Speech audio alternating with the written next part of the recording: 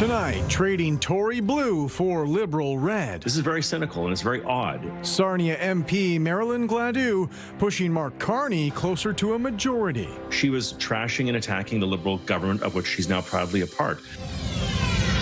Plus, ceasefire instability. I will reiterate the president's expectation and demand that the Strait of Hormuz is reopened. The latest on the Middle East truce already on shaky ground. And personal health care within reach. A disruptive service in the healthcare sector. Like, we can truly individualize healthcare. The local researcher and his vision for a healthier future.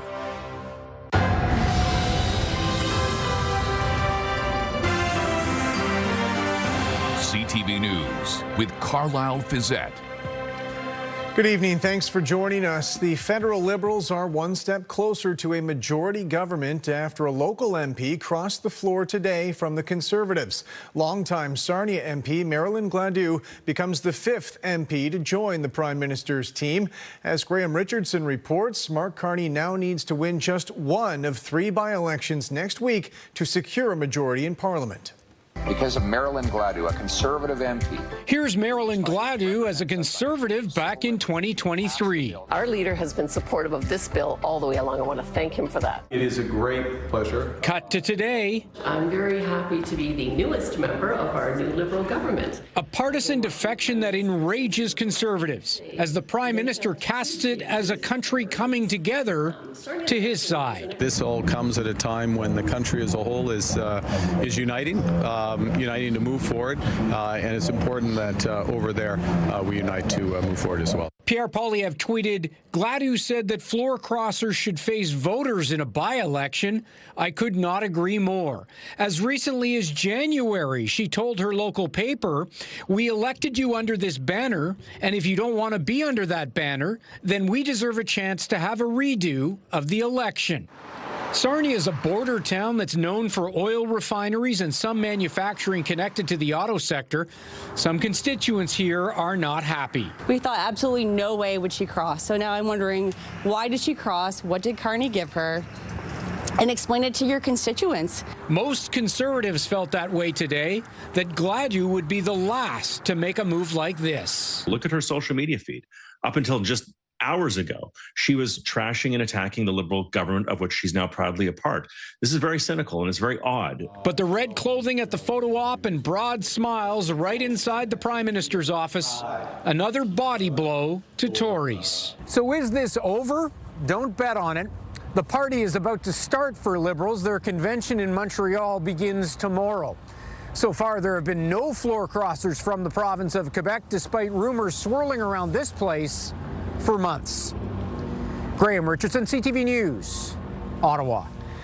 Meanwhile, there's been no shortage of dropped jaws in Gladue's home riding. Not long after her decision was announced, a demonstration formed outside her Sarnia office, filled with now former supporters. With more on the reaction there, here's Sean Irvin.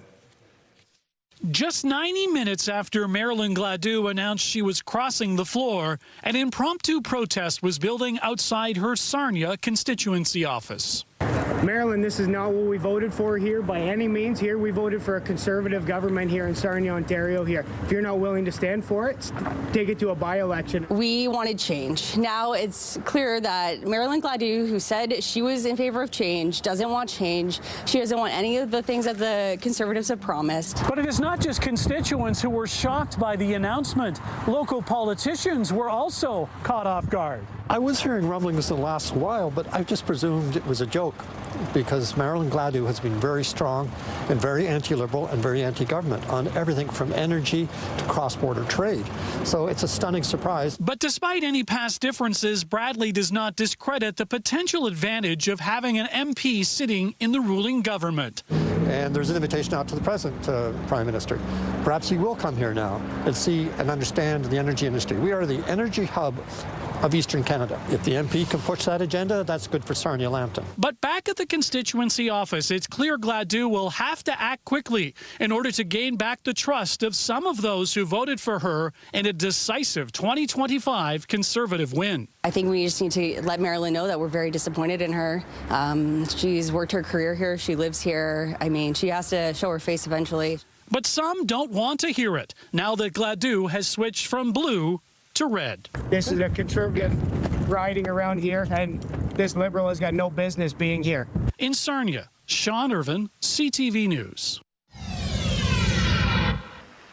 Hi there. It was beautiful across the region despite our very chilly start this morning.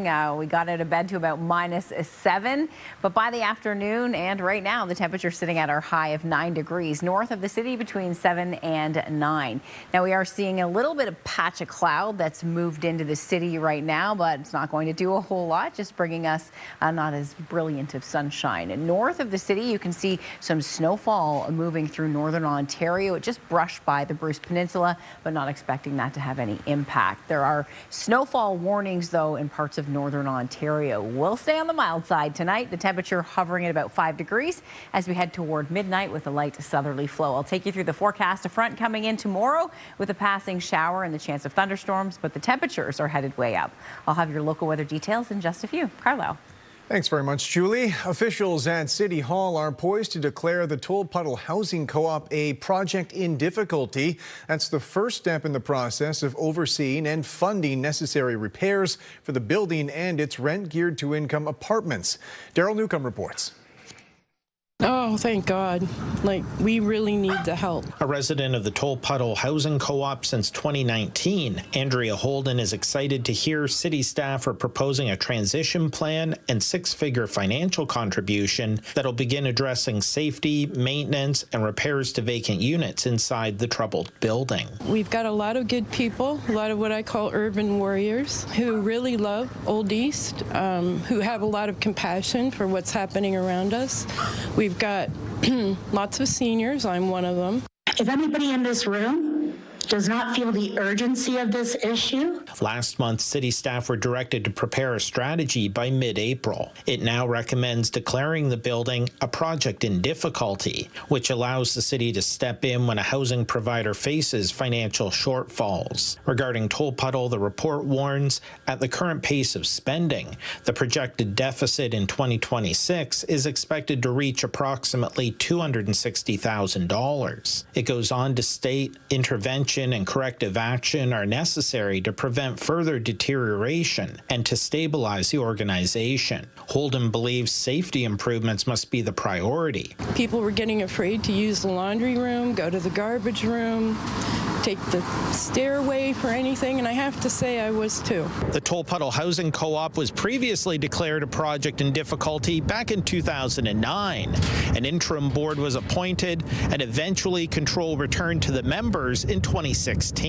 City staff also recommend a financial contribution to address the construction lien, repair the fire and security systems, as well as begin addressing urgent repairs to the building and some of the 20 vacant units. The city would contribute $785,000 towards the most urgent work, plus senior government funding. Holden says recent repairs to address building code and fire code violations are already making a difference. People breaking in and using drugs in the common areas and setting off smoke alarms. So the changes they're making are just making life a lot easier for everyone here. A committee will consider declaring the building a project in difficulty on April 13th. Daryl Newcomb, CTV News.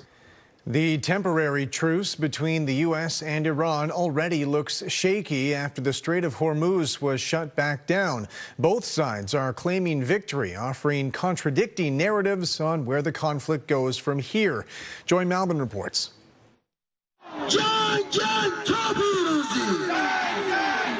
On the streets of Tehran, they chant death to America as the U.S. Secretary of War declared victory over Iran. President Trump forged this moment. Iran begged for this ceasefire, and we all know it. This two-week truce looking shaky at best. Iran is still holding up hundreds of oil tankers in the Strait of Hormuz, effectively controlling global oil production in the Gulf. The Iranian response is we're going to control it and put a toll on everybody. And there's no ceasefire. Literally within the past hour, Saudi Arabia has reported that its pipeline, which goes from the Gulf to the Red Sea, has been hit by a drone. Blocking the strait, says Iran, is retaliation.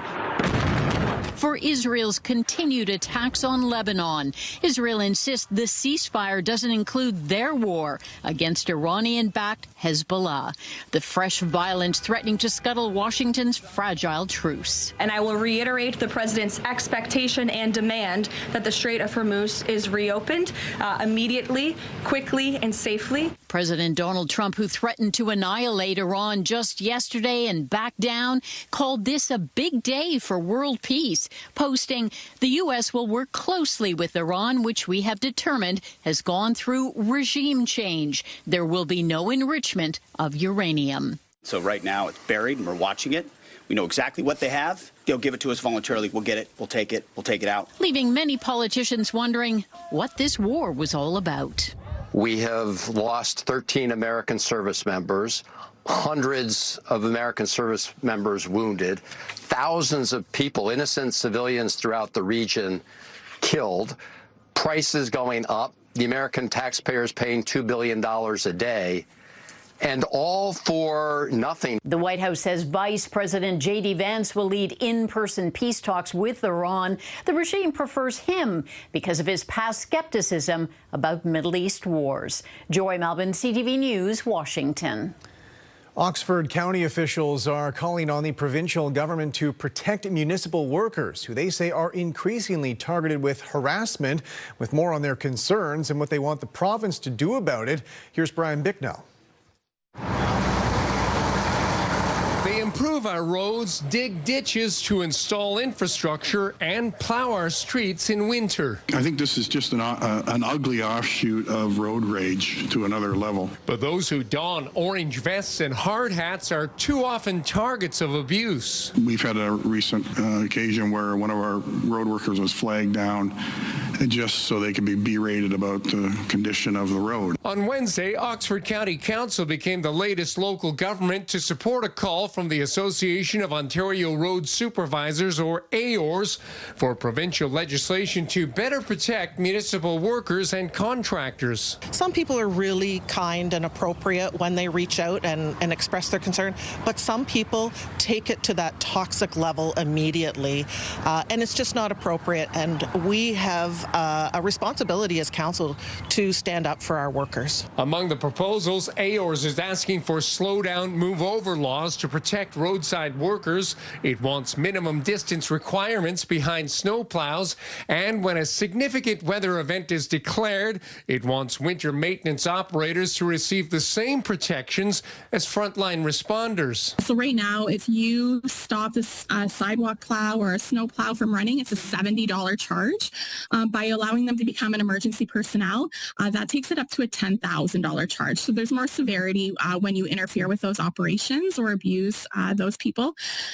We're also asking for greater protections under the Ontario Health and Safety Act. Oxford County's resolution will be forwarded to the Premier and Solicitor General, as well as to Ministers of Emergency Preparedness, Municipal Affairs and Transportation. Brian Bicknell, CTV News. Provincial police have released local numbers from their long weekend traffic blitz. According to OPP, there were 168 seatbelt charges laid across West Region. They also say there were nearly 1,000 speeding charges laid, along with 30 distracted driving infractions and 31 cases of impaired driving. Lottery officials say $1 million winning ticket from last night's draw was sold in Grey County. They say the main jackpot was $75 million, and that winning ticket was sold in British Columbia. Friday's jackpot now sits at $18 million. A researcher based in Huron County is advocating for an emerging medical practice called personalized care. It uses a patient's genetic profile to guide decisions in disease prevention, diagnosis, and treatment. With more, here's Scott Miller. Chapin Korosek has been busy trying to figure out if using an individual's genetic profile can really improve decisions for the prevention, diagnosis, and treatment of disease. It's called personalized medicine, and he believes it is within reach for Canadians. I think individualized care, high-quality individualized care would be the gold standard of a really strong healthcare system. I think it would be a fantastic outcome, and it's possible. It's possible for us to get there. Korosek, a well-known expert in infectious disease modeling and a University of Guelph professor, was part of a York University-led research team that used machine learning to understand how vaccines mount an immune response through time, looking at differences between people who have HIV and receive vaccines and those that don't have HIV. 48 weeks of analyzed blood, saliva, and white blood cell samples help provide the data to show the potential benefits of personalized vaccination regimes instead of mass vaccinations that impact people differently. In normal life, when we have COVID and the flu and RSV and maybe measles floating around society, we have an individualized care opportunity so that we can all be optimally vaccinated and go into our clinics and have an optimal continuity of care sort of algorithm that governs our individualized health care. Privacy and cost are the main stumbling blocks to incorporating this kind of personalized care into Canada's public health system, believes Korosek. There are elements of artificial intelligence that also frighten me, but there are also extreme positives that could really allow humanity to benefit. And one of them is a disruptive service in the healthcare sector. Like, we can truly individualize healthcare and have sort of a wrapper, an AI wrapper, that is then aiding your family practitioner or doctors actively while they're performing their practice.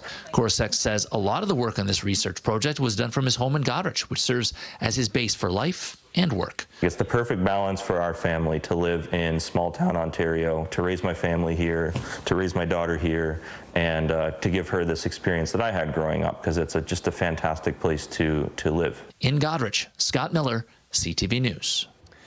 The early bird deadline is approaching for this year's Dream Home Lottery. And for more on this, we're heading to Dorchester, joining Lauren Stallone live on location for us tonight. Lauren, over to you. Thank you so much, Carlyle. We are in this beautiful home tonight, and I am joined by Scott Fornham with Children's Health Foundation. Scott, tell us a little bit about the impact that you've seen from the fundraising, from the ticket purchases, from patients or their families. Well, so much impact, 66 million over the last 30 years. And just this morning, I was touring the NICU at Children's Hospital, and they had unpacked a bunch of new chairs, 24 new chairs. Now, chairs don't sound like much, but patients, families, moms and dads, they're spending days, weeks, sometimes months in those rooms with their children. And these are comfortable chairs that they can fall asleep in, they can lay back in.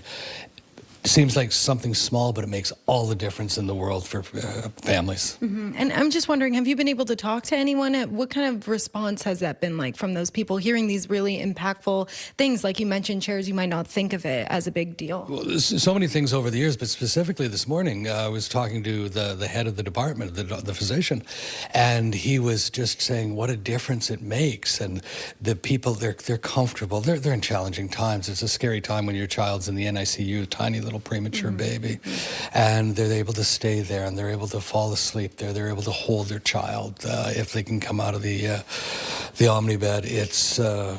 It's a huge difference, and that's possible because of Dream Lottery and other donations. So that makes me pretty happy. Mm-hmm. And the deadline is tomorrow. Tell us a little bit about what that is included in that deadline and what that looks like. Well, if you get your tickets by tomorrow midnight, it's already more than 60% sold. You'll be in every draw, including the 30th anniversary free ticket draw, which is thousands of extra tickets.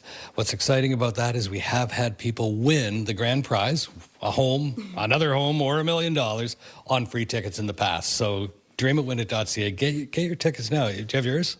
I don't, but I'm definitely going to do that after this for sure.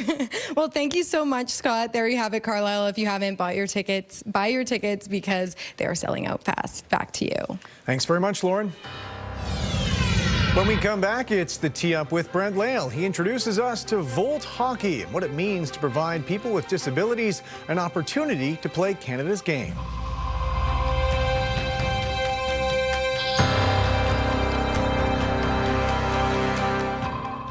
Download the CTV News app and stay on top of local stories as they unfold. We begin tonight with Ontario's latest. Customize your feed and watch live wherever you are. CTVLondon.ca, your home for news.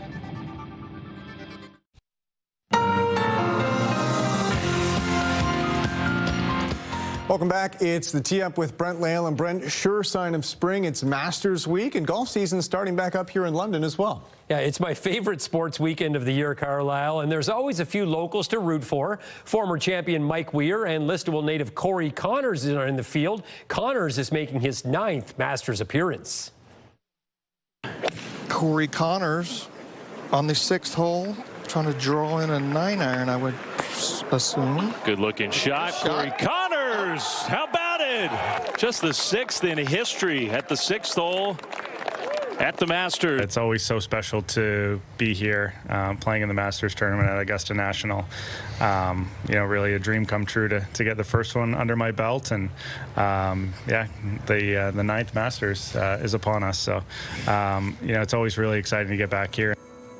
Hopefully he can duplicate that hole-in-one from a couple of years ago. He has that 12:44 tee time tomorrow afternoon, and he'll look to continue his success at Augusta. He has 4 top 10 finishes and 6 in his last trip. He was also in the second last group a year ago. Last year, put myself in position heading into Sunday, and you know, tried to force things a little bit. You know, all learning experiences, but you know, you definitely need 4 solid rounds out here, and that has eluded me, you know, throughout my you know, Masters career, and hopefully can keep things a little steadier this year. We're deep into the Greater Ontario Hockey League playoffs now. Yeah, and it's a battle of Highway 7. St. Mary's will take on Stratford in the Western Conference Final after the Lincolns eliminated Elmira last night. These two venues will be packed with the teams just 20 kilometers apart.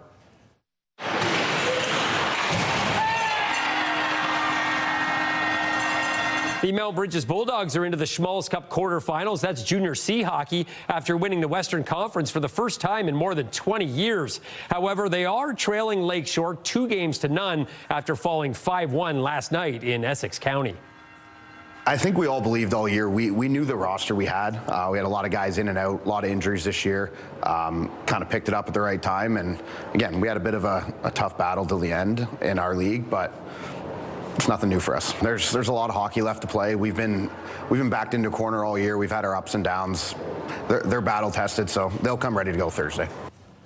Meanwhile, Brent, it was a rare early playoff exit for the London Knights last week. Yeah, it's so weird seeing them out of the playoffs right now. It's only once or twice a decade where the Knights ownership realizes it's time to restock the cupboard and prepare for the next season. That's what happened this year, but they still managed to hold their own during a time of transition.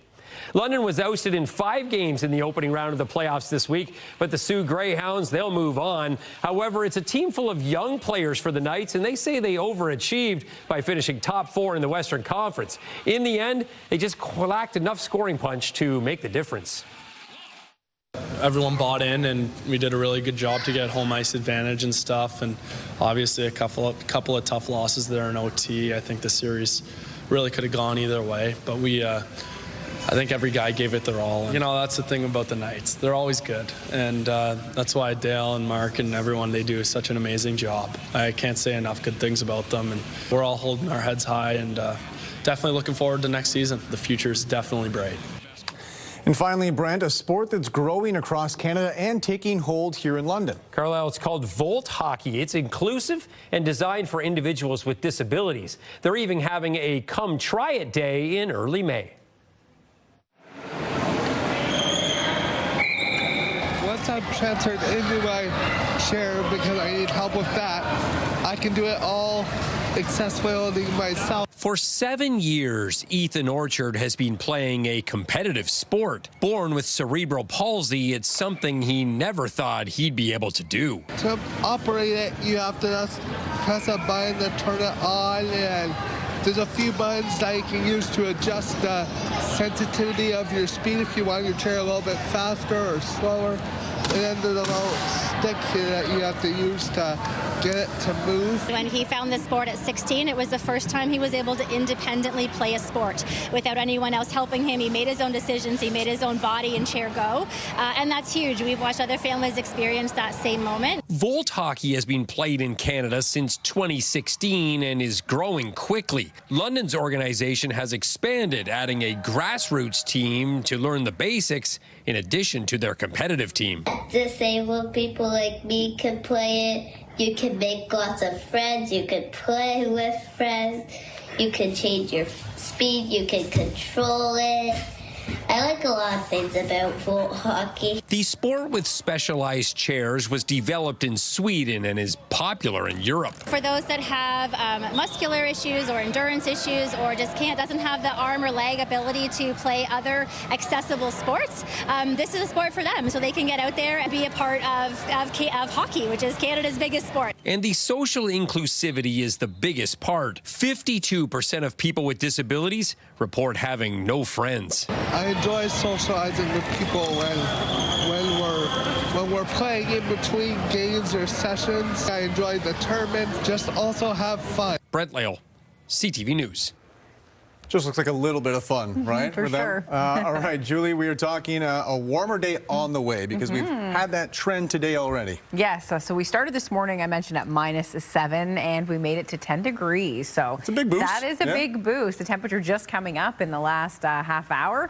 So as you can see, right where we should be for this time of year, it was our overnight low last night that was awful frosty. In terms of temperatures heading into tomorrow, we're going to be into the upper teens. So right now at the London airport, reporting that 10 degrees. The pressure's high. We are under the influence of high pressure. We had lots of sunshine today, but we don't have to look too far off to the northwest to track our next cold front. We see some snowfall in through northern Ontario and just north of Georgian Bay. So as we head over the next 24 hours, this cold front will slowly start to make the move across southern Ontario, and we will see a passing shower associated with it with the risk of thunderstorms. But what it will do is increase that pressure gradient, which means the winds will pick up and we'll see a strong southerly flow develop. So we'll have winds gusting in the afternoon, upwards of about 40 to 50 kilometers per hour. With those gusty winds, it ushers in the warmer temperatures. We could also see a thunderstorm as we head into tomorrow afternoon. So the area of low pressure will drive into northern Ontario. Look at the snowfall. Snowfall warnings in place. We've had special weather statements in effect over the past couple of days. We had some snowfall associated with this Clipper system, and there were reports of about 20 plus centimeters as that system moved through. We're on the mild side this time, which is great news for us because we'll be picking up the showers and not the snow. Overnight, temperatures hovering above freezing. KW, Mount Forest, 2 to 3 degrees. In and around London, 4 to +5 near Lake Erie. Across the country, what I want you to notice tonight is the temperatures double digits in Vancouver and cool on the East Coast, but it's the warmth that's continuing to build across the southern U.S., and it's going to try and bubble its way towards our region tomorrow. So we're going to tap into a little bit of that warmth heading through the day. This is the cold front, so the rain is out ahead of the frontal boundary. The front will take its time moving through, but the chance for showers will develop well ahead of the front. So rainfall tomorrow morning towards Bruce County, and likely by around noon hour in London.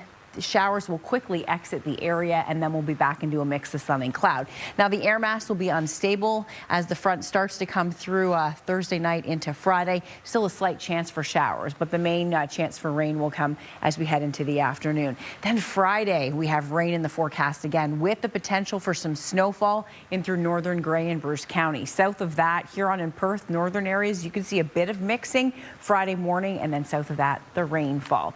So we do have a couple days of weather on the way before the weekend hits, and Saturday is looking great. So temperature tomorrow afternoon, look at this, we're all the way up to 20 degrees. Winds gusting out of the southwest, by lunchtime 15, and likely by lunch we'll have a shower. So if you usually sneak out on your lunch break, make sure you have your umbrella handy. Thursday afternoon, peaks of sunshine once again. On Friday, morning rainfall. Again, areas to the north could see a little bit of snow. 11 degrees on Saturday with lots of sunshine. Beautiful day, right where we should be. Up to 18 on Sunday, increasing cloud cover, and then some showers in the forecast Monday, Tuesday, and Wednesday. But temperatures headed in the right direction. Now, things get a bit dicey towards northern Grey and Bruce County on Friday. We are expecting some snowfall. Could see 2 to 3 centimeters with mixed precipitation, but south of that, it will be the rain. It's not going to last. As you can see, temperatures anywhere from 5 to 10 degrees on Saturday. Showers potential for you on Sunday. And then early next week, it looks like we are in for a bit of rainfall. So tomorrow, we will start the day with some sunshine in Carlyle. By the afternoon, a passing shower, potential for a thunderstorm, but not an all-day rain. That looks to be more steady of a rain as we head into Friday morning. All right, Julie, thanks very much. This is becoming an increasing problem for most people because they see halos around the light. Still to come, seeking feedback on highway blinders. The survey looking at headlights and whether they're too bright. One of the biggest Canadian country stars is coming back to London, and you've got a chance to win your way in tomorrow morning. Owen Wrigling's playing Centennial Hall October 30th, and we got tickets in Prizetown at 7:10. Good luck.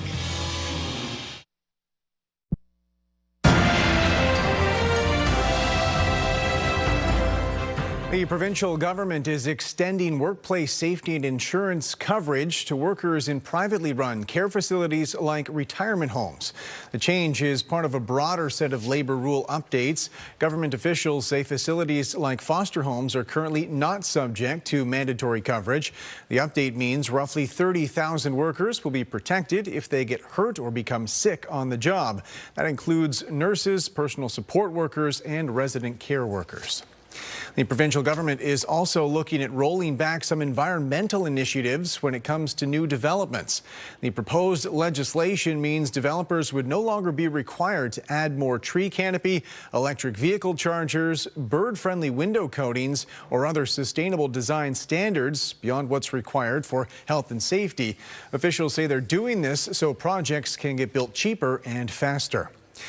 The federal government is conducting a survey asking Canadian drivers about vehicle headlights and whether they're too bright. As Sean Varden reports, it's becoming an increasingly reported safety concern. It's just like getting a blast of sun in your face. As LED headlights have become an auto industry standard, some drivers say they're simply too bright. I can't see at all, and it didn't used to be like that. Well, certainly headlight brightness has become more of an issue over the past decade, I would say, and we do hear complaints from members complaining about brightness, about the different colors of headlights. Now Transport Canada is conducting an online survey looking for feedback about how often drivers are affected by the glare from headlights. During the daylight time, I don't think they're too bright, but definitely during the evening, once the sun is down, it surely is. The new headlight technology helping drivers see better at night, but it can be blinding for others on the road. An optometrist tell me that this is becoming an increasing problem for most people because they see halos around the light, and it's making it even more difficult to maneuver through traffic and see where you're going. For many, it's not just the lights head-on. Cars following behind can be an issue as well. LED headlights, for me, have become a problem because they have become brighter and more pronounced, in particular when they're coming up behind you and you're stopped at a traffic light and it's nighttime. It's very hard to see what is around you or what's coming at you. CAA supports the government survey while also offering tips for drivers caught in the glare. When you have a new vehicle or you're getting your headlights changed, to make sure they're angled properly, make sure that they're cleaned properly, and if you need them, to get some sort of night vision glasses that are going to sort of mitigate some of the glare. The Transport Canada survey wraps up April 20th. Sean Varden, CTV News. North American and global markets rebounded today after last night's ceasefire news in the Middle East. In Toronto, the TSX gained 383 points. In New York, the Dow soared more than 1,300. The Nasdaq added 617. Canadian dollar is up almost 1/10 of a cent. On commodity markets, gold gained more than $92 an ounce. Oil fell more than $18 a barrel. When we come back, cancer clinicians and their concerns appealing for reforms in care delivery. Welcome back. Cancer clinicians across the country want provincial and federal authorities to update policies so Canadians can get faster access to care. With more on their specific recommendations, here's Pauline Chan. The Cancer Clinicians Advocacy Forum, or CCAF, says while cancer patients are getting good care in Canada, there are frequent inconsistencies in access across the country. We basically want to get equitable and rapid access to the newest advancements in cancer for our patients. The CCAF has issued 3 recommendations for concrete actions federal and provincial health officials should take. First, create an interprovincial free trade in health services to give smaller jurisdictions faster access to things like genetic testing. For example, doctors, nurses, pharmacists are licensed in an individual province. There's no portability of her licensure to work in places of greater need quickly. A lot of the tests that we order are also available to a different extent depending on what province you're in. The second action is to ease the administrative burden. The shortage of cancer specialists is worse per capita in the country than the shortage of family doctors, pharmacists, nurses, x-ray technicians. We really need to up our game in terms of having access to the people we need to get our jobs done. The administrative burden, we're all spending about 9 hours a week on paperwork. That really is unnecessary. We could be seeing patients in that time. And third, they're calling for faster access to new therapies. Canada is amongst the slowest countries in the OECD, worst in the G7, for how long it takes for our processes to publicly access a new therapy. SEDEV says it can take Canadians up to 2 years longer than other countries to get approvals and funding for new cancer drugs here. Even clinical trial access is often quite variable depending on our big, huge geography. The CCAF suggests setting a 30-day time frame after a price is negotiated with the drug makers to make new treatments available for hospital use and through public drug plans. Pauline Chan, CTV News. Long lines are stretching out at gas stations selling fuel at a discount. Chris Campbell has more on the lengths drivers are willing to travel in Leamington for savings of up to 30 cents a litre. Gas prices may be high across Windsor, Essex, but here at Caldwell Gas, drivers are hoping to pay a little less. Alrighty, here we go.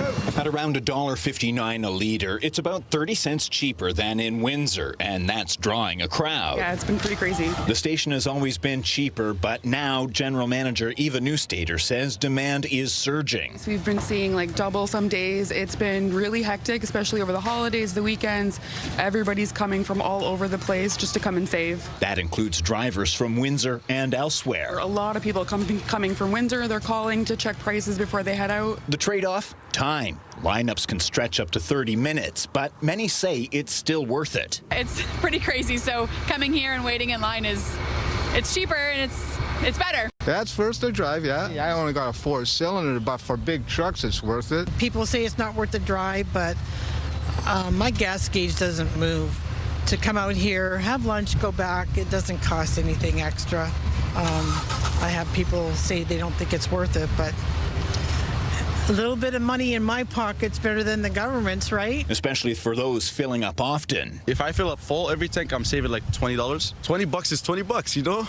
It's a decent amount. It's very bad, yeah, now. You know, we live in Tecumseh, and driving out here, we got to bring our dog Harley out for vets, and on the way out here, got to take advantage of the prices. Others are simply adjusting how much they drive. We don't go too far. I'm not driving as much, put it that way. I live right in town, Essex, so I get out and walk and do my stuff that way. So you got to save a few bucks. And for some, every dollar counts. You know what? I just want to make sure I'm prepared because I'm not working as much as I would like, and I want to keep up on things. Chris Campbell, CTV News. Today is International Pink Day. Students and staff at schools across the country wore pink today, meant to raise awareness of bullying and discrimination. The event was founded in Nova Scotia back in 2007 by students who rallied around a classmate who was bullied for wearing a pink shirt. Schools often bring in guest speakers and performers to highlight the messages of diversity and inclusion. Tomorrow on CTV News, the grand opening for Cove's Landing, a new 50-unit facility for Londoners experiencing homelessness. That's tomorrow on CTV News at 6. Thank you so much, James Wood, for sending this photograph in to share with all of our viewers. Temperatures on the mild side overnight and into the upper teens with showers and the risk of thunderstorms on Thursday. Amid soaring gas prices, an electric vehicle expo is underway in Toronto. And as Heather Wright reports, they're still an expensive option to acquire, and some automakers are even pulling plans to build more of them. Sam Aldar says the cost of filling up his truck is mind-blowing. I've been driving in the city for as long as I can remember, and gas prices have never been this high before. With gas prices across the country at or near record highs, Aldar is among the growing number of people contemplating going electric. I do think about it a lot. The EV and Charging Expo in Toronto is all about electrification, from the vehicles themselves to the infrastructure needed to support the shift toward EVs. We've got really huge and high gas prices right now. And so the cost of electricity, the cost of running an EV is minuscule by comparison. Nino DeCara is with Electric Autonomy Canada, which organized this trade show. He says while EV sales in Canada fell last year as a number of rebates expired, they rose again in the last quarter of 2025. He predicts the high cost of gas, along with new federal rebates, will nudge new buyers into the EV market, where costs to charge are less volatile. You don't have these peaks and troughs in your pocket. According to a study by rates.ca, roughly 30% of Canadians say they are interested in EVs, but the higher purchase cost and charging anxiety remain key barriers to adoption. So I think part of the reason why adoption rates tend to be higher in Europe is because they have access to affordable electric vehicles. And while many countries have seen EV sales soar, Canada has not kept pace with its peers. Slow sales and the trade war have led some automakers to pause or scrap EV production in Canada. The demand that automakers were expecting didn't manifest itself. And so you have seen a lot of automakers make corrections to their manufacturing programs. Still, industry insiders expect EV sales to pick up. Today, Ottawa announced nearly $11 million for more charging stations across the country, a move aimed at easing at least one of the barriers to EV adoption. Heather Wright, CTV News, Toronto. Police near Montreal say they're looking for two suspects accused of stealing thousands of dollars worth of hockey sticks in broad daylight. Geneviève Beauchemin has more on the case and the getaway moment caught on camera. This is a heist in broad daylight featuring Canada's game, a quick-thinking employee, and a search for suspects. And as you'll see, some of it caught on camera. No, not. Laisse faire ça, on va juste appeler la police. The brazen robbery allegedly happened Saturday. A suspect walked into the store, grabbed a dozen sticks, and walked right out the door. An employee followed the man and started filming. Now, that man stuffed the high-end hockey sticks into the trunk of a car while a second suspect starts to drive away. The trunk still open, and the license plate appears to be partly obscured. Here's how the owner of the Rousseau Sports Store described what happened. 12, 13, 14 hockey, haut de gamme. The man was looking around like a regular customer, says owner Pierre Gendron. Then, in a spectacular manner, he grabbed the sticks and walked right past the cash register. And now police have opened an investigation. Le service de police confirme qu'une plainte qui a été déposée formellement au... Agent Charnot of the Thérèse de Blainville police says the investigators are analyzing the video and other evidence and asking anyone with information to get in touch with police. Now, every hockey parent right across this country will tell you that this is a big loot, thousands of dollars worth of gear. These are high-end carbon fiber hockey sticks produced from petroleum-based raw materials, and the price of that is going up. The owner estimates thieves drove away with about $4,000 to $5,000 worth of goods, and he's looking on Marketplace to see if his hockey sticks have gone up for sale. Geneviève Beauchemin, CTV News, Boisbriand, Quebec. A raven in British Columbia is garnering attention for a new talent. The raven's name is Huxley, and that's the sound of the bird seemingly mimicking a human sneeze. His caretakers say they rescued him a year and a half ago, and this is the first sound he learned to mimic. They also say he's since learned to say a few words as well. Welcome back. Finally tonight, a woman in Quebec planning her next adventure after walking 3,000 kilometers across Europe in heels. It was a fundraising initiative supporting women in need. And as Kelly Gregg reports, she's considering a Canadian campaign next. When we met Dora Alcover, it was literally a walk in the park. How much did your feet hurt at the end of the... Not that much, and that's what I can't believe it when I say it, but since I was expecting to suffer so much, I refuse to say that it even hurt. But her 3,000-kilometer walk, documented on Instagram, was anything but. Day one, walking across Europe in heels. Almost every day, she would update her followers. on her journey to fight human trafficking. We watch so much news about Epstein, about Diddy and things like that, and I think as a woman, you learn so much about sexual violence, but you feel like you can't really do anything about it. A walk with a serious purpose that she approached with a smile. I think when we say things in a cheerful way, a lot more people are willing to listen. Alcover walked from Barcelona to the headquarters of Reaching Out for Romania. An organization that works to prevent human trafficking. According to the U.S. Embassy in Romania, in 2024, there were 600 cases of it in the country. Over a third involved girls. Heels was a way to embrace femininity, to represent women, to kind of take back power on the sexualization of women. And no matter what the footwear, it's no easy trip. Day 65 walking across Europe. In heels, these are the 3 pairs of heels that I'm currently dealing with.